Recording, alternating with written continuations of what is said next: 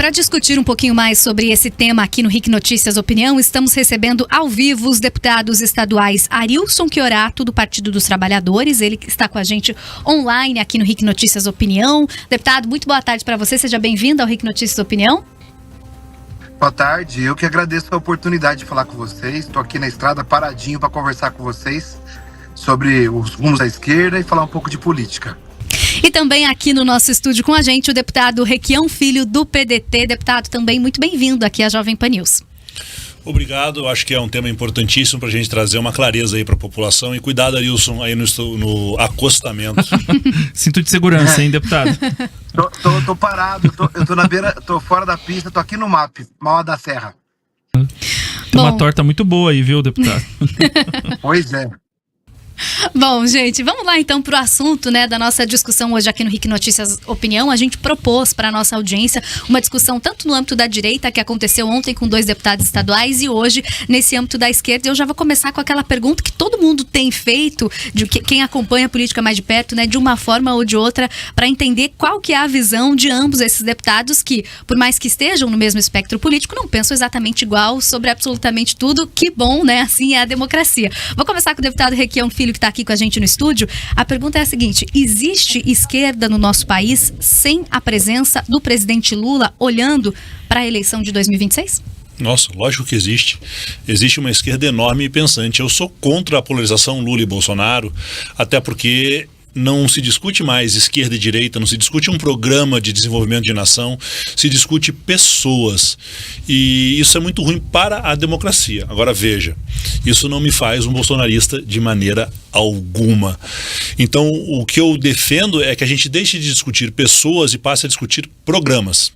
Se a gente discute um programa, se a gente discute um crescimento de país, como gerar emprego, como diminuir imposto, como aumentar e melhorar a logística, a gente está discutindo política, está discutindo saúde, dia a dia, segurança. Se a gente discute Lula e Bolsonaro, a gente está discutindo futebol, está discutindo preferência pessoal. Então eu acredito sim que é possível a gente discutir política sem discutir nenhum desses 2 personagens. Bom, vou passar ali para o deputado Arilson Chiorato com o mesmo questionamento. A gente pode falar do pleito de 2026 sem falar da figura do presidente Lula, deputado? Primeiro, um fato dado é que o presidente Lula é candidato à reeleição.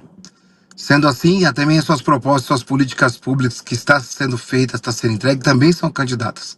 Os programas que nós defendemos, que são de esquerda, inclusive, eles também são candidatos. Então, nessa próxima eleição, a figura da esquerda ainda pode até ter outros personagens, mas com certeza o Lula estará candidato com esses projetos todos que vêm melhorando a economia do Brasil. É só a gente olhar o PIB do Brasil, a taxa da inflação, do desemprego, que a gente vê que há sim uma posição clara de continuidade. O presidente Lula tem uma gama de aprovação no país e com o avanço da economia nesse ano, ela vai crescer ainda mais. Então, o presidente Lula é personagem central dessas eleições do ano que vem. Tá, e você que está com a gente, nós estamos recebendo os deputados Requião Filho, do PDT, e também Arilson Chiorato, que é líder do PT, né, da oposição na Assembleia Legislativa do Paraná, também aqui no nosso RIC Notícias Opinião. Deputados, a gente ouve nessa pesquisa, inclusive, falando-se de idade, né, que a idade do presidente Lula seria um problema. Claramente, para muitos brasileiros, seria talvez um fator de etarismo ali, dizer que por ele estar mais velho não teria capacidade para poder, enfim, governar o Brasil. Quando a gente pensa em idade também na política, a renovação é fundamental. E a gente vê renovação também na esquerda, a gente consegue entender que a esquerda que vem mais jovem está conseguindo o espaço que os mais velhos têm, por exemplo? Eu acho que a transação geracional na política é algo que vai acontecer de qualquer jeito, naturalmente. Mas veja, eu me preocupo muito menos com a idade do candidato do que com a sua lucidez. Me interessa é saber se o candidato é capaz de desenvolver um pensamento e executar esse pensamento dentro de uma lógica. Então, veja, não é uma questão de idade. É uma questão de capacidade de inteligência emocional. Muito mais isso do que a idade do candidato. Porque eleger alguém porque ele tem menos de 30 ou deixar de eleger alguém porque ele tem mais de 80 não é um critério de decisão lógica. Eu até entendo a preocupação das pessoas, mas a gente tem que olhar se a pessoa, independente da idade, tem ou não inteligência e capacidade emocional. Deputado Arilson, o senhor como presidente do PT aqui no estado, o senhor sente que as novas forças da esquerda, por exemplo, vou falar do PT, a própria deputada Ana Júlia, que está na Assembleia Legislativa, saiu da Câmara de Vereadores de Curitiba, outras figuras que vão surgindo aí, às vezes nas câmaras de vereadores, conseguem esse espaço ou tem que lutar um pouco mais para conseguir esse espaço na política, ou talvez ganhar o discurso mesmo? Olha, na política você sempre tem que lutar para conseguir o seu espaço e o avanço, independente da idade. Né? Eu também, há 4 anos atrás, representava também a renovação do partido, né? Quando eu me elegi pela primeira vez.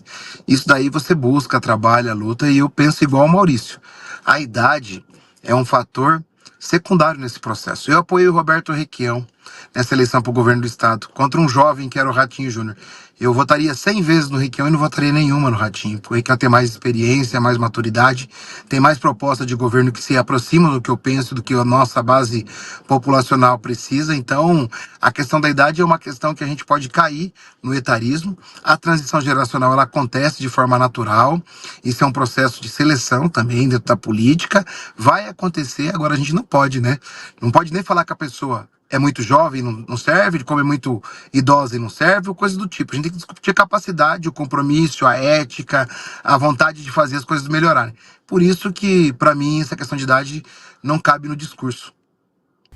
Bom, e aí olhando mais uma vez, né, para esse cenário nacional de 2026, não tem como a gente não fazer uma comparação sobre o espectro da direita e o da esquerda, onde na direita vários nomes estão aparecendo e na esquerda todo mundo continua, óbvio, centrado na figura ali do presidente Lula, que é o atual presidente, é a liderança da esquerda mais conhecida, mas eu queria uma análise de se isso é positivo ou negativo, porque estar centrado em uma figura acaba impedindo o crescimento de figuras que não seja para 2026, que seja olhando para a eleição ali, então, para as próximas, né, gerais. Como que vocês entendem isso? Ou se não, vocês discordam dessa afirmação? Vocês acham que existem outras lideranças nacionais com bastante relevância já neste momento no nosso país? Vou começar aqui com o deputado Requião Filho no estúdio. Eu acho que existem diversas lideranças que estão se colocando tanto na esquerda quanto na direita. A diferença é que o establishment político, o status quo, quer escolher em quem você pode votar. Então eles querem escolher um candidato de esquerda, que quem está hoje mais à frente, com mais peso, é sim o Lula, ele é presidente do Brasil, e do outro lado existe agora uma guerra entre a direita ali, uma autofagia, buscando quem é o mais radicalzinho, quem é o mais legal, quem é o mais cool. Parece uma briga de escola no 5º ano, ali para quem é o cara legal da turma. Então, eles estão tentando, apesar da direita ter colocado mais candidatos, eles estão tentando escolher entre esses um único candidato. Eles não têm coragem, e a política atual não quer colocar diversos candidatos em uma campanha. Diversos candidatos significam segundo turno, diversos candidatos significam mais trabalho, mais despesa intelectual para se fazer um debate, para se fazer uma campanha, para colocar ideias. Então quem está no poder e quem está acima busca essa divisão. E eu acho que isso não é interessante para a democracia, esquerda ou direita, centro. A ideia é que os partidos coloquem candidatos para que aí sim a gente possa escolher o programa. A terceira via, inclusive, desculpa, Bruno, mas a terceira via na eleição de 2020, a chamada terceira via na eleição de 2022 é um grande exemplo disso, né? Os votos foram completamente pulverizados e não existiu um líder de nenhum lado, né? Sim, fica um voto útil. Vou votar em quem vai ganhar. Eu ia pedir um esclarecimento justamente sobre isso, antes de passar a palavra para o deputado Arilson Chiorato. O senhor acha que deveríamos ter, por exemplo, lá em 2026, mais nomes dentro da esquerda num primeiro turno, além do presidente Lula, então? Veja, qual é a desculpa de tem que ser o Lula? Só o Lula pode ganhar do bolsonarismo. Só o Bolsonaro pode ganhar do Lula. Então, numa lógica simplista, tira os dois e vamos botar mais 6 candidatos. Todo mundo pode ganhar. Então, a democracia não pode ser feita desta forma. A democracia tem que ser feita. A população tem que ter programas que ela possa escolher, seja do Lula, seja do Bolsonaro, do João, do Pedro ou do Zequinha. Deputado Arilson Chiorato, passando a palavra para o senhor para entender também como que você analisa, né, essa presença de talvez outras candidaturas no âmbito da esquerda, se isso é interessante ou se em 2026 a principal estratégia, na sua visão, teria que ser de fato a união da esquerda no nome do presidente Lula. Veja bem, não está ninguém proibido de ser candidato. Cada partido pode colocar a sua candidatura. Hoje no Brasil tem mais de 30 partidos, pode ter 30 candidaturas. É que a gente tem que entender que o processo político você nunca vence sozinho. Você vence com alianças, com um grupo político e etc. O presidente Lula é hábil nisso. Então a gente tem na história do Brasil todas as eleições que deram segundo turno. Aliás, o PT está presente em todos os segundos turnos da história do país. Todas as vezes que a gente tem uma eleição nesse sentido, a gente tem uma polarização. Não foi agora nessa última que não teve terceira via, foram nas outras todas que não teve terceira via. Sempre se destaca. Antes era o PT contra o PSDB, era o Lula contra o Fernando Henrique, foi a Dilma contra o Serra, contra o Aécio, agora foi o Lula contra o Bolsonaro, e assim vai.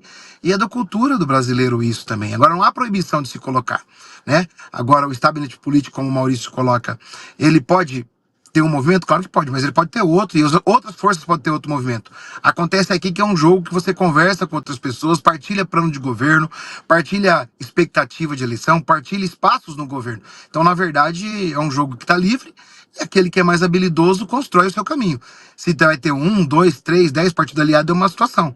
E não esqueçam, né, a gente teve uma aliança com o presidente Alckmin, que hoje é vice do Lula, na eleição anterior, né, que ele tinha um monte de partido junto com ele, e ele também teve um desempenho pequeno, porque se polarizou entre o Haddad e o Bolsonaro antes do presidente Lula. Então tem que deixar isso claro também para a gente entender como é que funciona esse processo, né? Ô, deputado, eu quero aproveitar o senhor aí, então, já no vídeo, para a gente trazer um ponto que tem muito sido... a gente tem falado muito, na verdade, as pesquisas têm abordado demais. Agora deu uma alterada, né? Na última pesquisa feita, a aprovação e também a desaprovação, a condução do governo Lula tem mudado um pouquinho, principalmente em relação à crise, né, diplomática com os Estados Unidos. Mas as pesquisas mostram, de fato, que a aprovação do presidente Lula é baixa em comparação com o início do mandato. Mas o que é mais difícil é o reconquistar, talvez, essa confiança popular. O senhor acha que ainda há um caminho até o final de 2026, quando a eleição vai se findar? Hoje, a aprovação de qualquer governo está contaminada.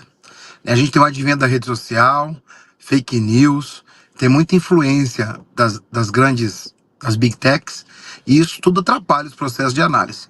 Quando se chega na eleição, você tem um projeto de exposição política na televisão, na rede social, de forma mais igualitária, e esses processos se ajustam. O presidente Lula, a hora que ele é comparado com outros, a aprovação não é dessa forma. Então a gente tem uma expectativa hoje. Também na campanha eleitoral você relembra como é que era antes do presidente Lula e como está hoje, você faz o contraponto. Hoje a gente fica aí, né, na verdade, refém desses instrumentos que muitas vezes não jogam dentro do campo ético. Por isso que a aprovação não está consolidada. Se fosse pelos dados econômicos, por exemplo, como sempre puxou a história das eleições, o Lula deveria estar com a aprovação altíssima. A 3 pontos de emprego e 6%. Inflação controlada no Brasil. Maior taxa de investimento direto estrangeiro dos últimos anos no país. Cumpriu a meta fiscal, né? Ou seja, a gente tem indicadores aí, aumentou o consumo da família brasileira, 3,2% do aumento do consumo no último ano. Então a gente esse ano cresceu, é o país que mais cresceu da América Latina e só perde para a China no primeiro trimestre em PIB. Então assim, a gente tem uma expectativa de melhora. O problema é que a gente pegou um cenário tão desgastado, tão ruim do governo Bolsonaro, que ainda tudo que você faz parece ainda pouco. Mas até o ano que vem, com certeza, a popularidade dele vai aumentar e nas eleições mais ainda. Deputado Requião, o senhor concorda? Acha que a popularidade de fato é um balizador que a gente está talvez errando da maneira como está sendo balizada? Vamos falar de popularidade, então. Você vê, o Lula tem uma aprovação de perto de 50%, mas aprovação de perto de 50%, escolha a pesquisa para lá e para cá. O que nós temos é uma aprovação da figura do Lula, do governo do Lula, nenhum, nem outro. É um sentimento do cidadão. Está bom ou está ruim? Ele não consegue explicar o porquê. E daí ele coloca que tudo que está ruim é culpa do governo federal. Tá? Daí você pega uma aprovação, por exemplo, do Ratinho Júnior, que chega a 80%, 81%. E você vai analisar essa aprovação. Ela é de regular, médio e bom, tá? Em sua maioria. Então, ela é uma aprovação medíocre, mediana. Por quê? Porque o cara consegue falar, o imposto está caro. Só que ele não consegue entender que o imposto que aumentou foi o ICMS, foi o IPVA, foi o TCMD, foram impostos estaduais que o Ratinho aumentou. Mas daí o Ratinho vai lá e coloca no Instagram dele: sou contra o aumento de impostos, o Brasil está sendo massacrado, menos impostos, o Brasil estava mais livre. Mas espera aí, esse é o cara que aumentou os impostos paranaenses dos mais baixos do Brasil para o mais alto. Mas a população aprova o seu governo e desaprova do Lula porque aumentou o imposto e aumentou tarifa e taxou. Então é uma questão de percepção, não é uma questão de realidade. Aí eu concordo com a Arilson. Figura aí. Na verdade, é a avaliação da figura, do personagem. Da narrativa. Então as pessoas acham que o governo federal tá ruim porque tem escândalo. O governo estadual tá bem apesar dos escândalos, porque a gente tem uma dificuldade enorme de colocar esses escândalos na grande mídia. Então é uma questão de percepção momentânea. E as pessoas têm sido manipuladas ao longo de muito tempo a desacreditar nas instituições, principalmente nas federais. E eu vou dizer para você que com certa razão, porque com o Congresso que nós temos hoje, a desaprovação do Congresso está enorme, é um dos piores congressos da história mundial, não vou nem dizer da história brasileira. Eu acho que nem quando o Calígula botou o cavalo dele no Senado tinha um Congresso tão ruim na história mundial. Voltando aqui para o deputado Arilson Chiorato, para a gente falar desse cenário de 2026. Deputado, você falou ali, né, sobre essa questão da popularidade, mas que entende também que a popularidade da atual gestão federal deve crescer até as eleições de 2026. E aí eu quero entender como é que você faz a análise de um pleito eleitoral, independente de qual vai ser o candidato, né, de um outro espectro político, ou se teremos muitos candidatos, como estão aparecendo aí alguns governadores, né? Se essa vitória do presidente Lula, na sua visão, ela vai acontecer, primeiro, somente se a esquerda estiver unida em torno do nome do presidente Lula, ou se a gente tiver essa divisão ali no primeiro turno, pode dificultar a vida de uma reeleição ali para um quarto mandato? Primeiro eu quero acreditar que a esquerda esteja junto nesse projeto, porque a gente não pode deixar a extrema-direita voltar a governar o país. A gente viu o que aconteceu em outros lugares, como nos Estados Unidos, a volta da extrema-direita, o que está acontecendo com o país. E segundo, que essa percepção ela vai modificando ao longo do processo eleitoral. O Maurício colocou muito bem que se tem uma percepção momentânea desse processo. A hora que a pessoa para analisar o presidente Lula e os outros candidatos, essa percepção diminui. E é simples colocar, se tiver bastante candidato, a gente sabe que vai acontecer um segundo turno polarizado. Né? A primeira coisa, vai ter no segundo turno duas figuras polarizadas, uma da esquerda e muito provavelmente da direita ou da centro-direita. Aliás, aqui a gente tem que colocar, né? Os outros candidatos a presidente da República são todos de direita a centro, né? Quem teve num caminhão pedir anistia pro Bolsonaro na Paulista é de direita, ou melhor, é de extrema direita. O Ratinho o Caiado o Zema o Tarcísio e o Bolsonaro Então aí já temos uma polarização. Todo mundo no mesmo caminhão. E vou te falar uma coisa, não é que a gente é diferente, é que eles são iguais. Eles fizeram as mesmas práticas nos mesmos estados. Você olha a política aqui do Paraná de privatização e de aumento de imposto, ela se repetiu em Goiás, se repetiu em Minas Gerais, se repetiu em São Paulo. Então, eles têm muito a ver com a aprovação. O que acontece? Chega o período eleitoral, você começa a explicar isso. E agora o governo Lula avançou numa coisa muito importante. A primeira vez que a gente ganhou um debate na opinião das pessoas sobre o tema, desde que o Bolsonaro tinha ganho, né, foi com o IOF. Quando a gente, com o uso de uma narrativa mais moderna, de uma narrativa mais popular, a gente fez com que as pessoas entenderem que o Congresso estava contra o povo, que queria não passar o IOF para privilegiar os ricos em detrimento dos pobres. E quando a gente também teve o projeto de lei, né, do imposto de renda zerado para quem ganha menos de 5 mil reais, as dificuldades que a gente tinha por parte do Congresso, o povo entendeu. Então nós ganhamos, nós aprendemos também a jogar agora nas redes sociais e no debate sobre como passar a mensagem. Então o avanço disso, o avanço desse debate, e também o que o Brasil vem sofrendo com o Trump e a força do Lula e a coragem de encarar, com certeza vai melhorar muito sua popularidade e a gente vai ter um avanço da avaliação do governo e especial também da figura do presidente nesse processo que vai consolidar ele como um player forte e que estará no segundo turno das eleições. Deputado Requião Filho, quero passar para você sobre esse ponto da união e trazendo aí até para conhecimento dos dois que estão com a gente aqui hoje. Ontem nós fizemos um debate nesse mesmo sentido, os rumos da direita com ou sem Jair Bolsonaro, e os dois deputados estaduais que estiveram aqui com a gente falaram muito sobre uma desunião que existe na direita hoje e que, na visão deles, é uma desvantagem frente a uma esquerda que está mais organizada, isso a nível nacional. E aí quero entender, deputado, se você concorda com essa afirmação, você acha que a esquerda está mais organizada e se você entende que a esquerda vai estar unida mesmo em 2026. Eu acredito numa grande união, só numa polarização inevitável que eu busco evitar. Mas eu acho que, novamente, a gente precisa discutir projetos. Mas quando você fala de direita desunida, Isso é meio que lógico. Por quê? Porque a direita, hoje, na política, ela não é uma direita ideológica. Ela é uma direita de falsa moral cristã. Você pergunta pro cara, mas por que você é de direita? Porque eu sou a favor da vida. Que maravilha, eu também sou. Porque eu sou a favor da família. Que maravilha, eu também sou. Ah, porque eu acho que moral e bons costumes. Que maravilha, nós também. Então desenho, mas nós odiamos os direitos humanos. Até ontem, né? Porque agora estão pedindo direitos humanos para todo mundo, porque estourou, né, no deles. Então veja, em teoria, ou pelo menos em sua maioria, na média, a esquerda sabe por que ideologicamente se apresenta como tal. Porque é a favor do ensino público de qualidade, porque é a favor de um sistema único de saúde que atenda a todos de maneira igual e plausível. Tem problemas no SUS? Tem problemas. Precisamos corrigir? Precisamos. Tem desvios? Tem desvios. Vamos combater isso com transparência e combate à corrupção.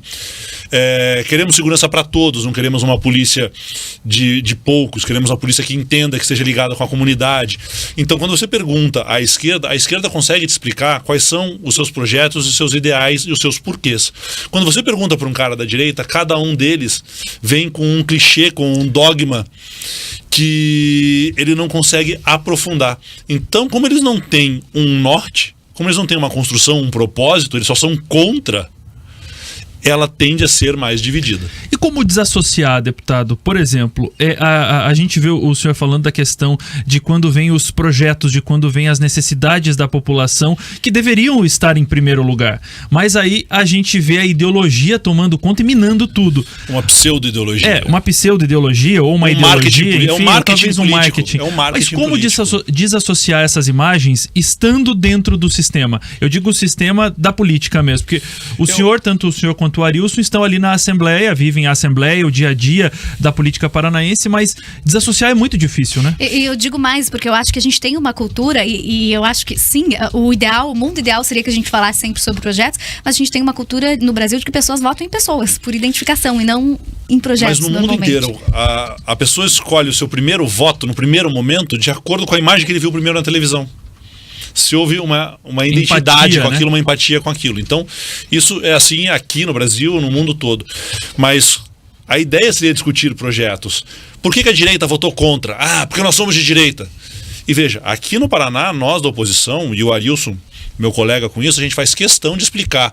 Votamos contra por causa disso, disso e disso, acreditamos que o certo seja isso, isso e isso, e que este é o caminho errado, o caminho correto deveria ser outro, e é este o caminho que nós achamos correto. Quando a direita vota contra alguma coisa, ela só diz não, porque isso aqui é de esquerda. Veja, nós temos aqui no Brasil um exemplo enorme chamado Mercosul, onde nós fazemos fronteira com o Paraguai e com a Argentina, temos um trabalho absurdo de integração, de necessidade de simbiose entre os países, em especial aqui a região sul, e durante o governo Bolsonaro todinho, o Mercosul não foi trabalhado, porque o Mercosul era uma coisa de comunistas. E está todo o agro, todas as indústrias aqui da fronteira, todo mundo sofrendo com isso. Por quê? Porque o Mercosul é contra a aliança com os Estados Unidos, é coisa do BRICS, é coisa de comunista. E prejudicaram o próprio agro, as próprias indústrias aqui do Sul.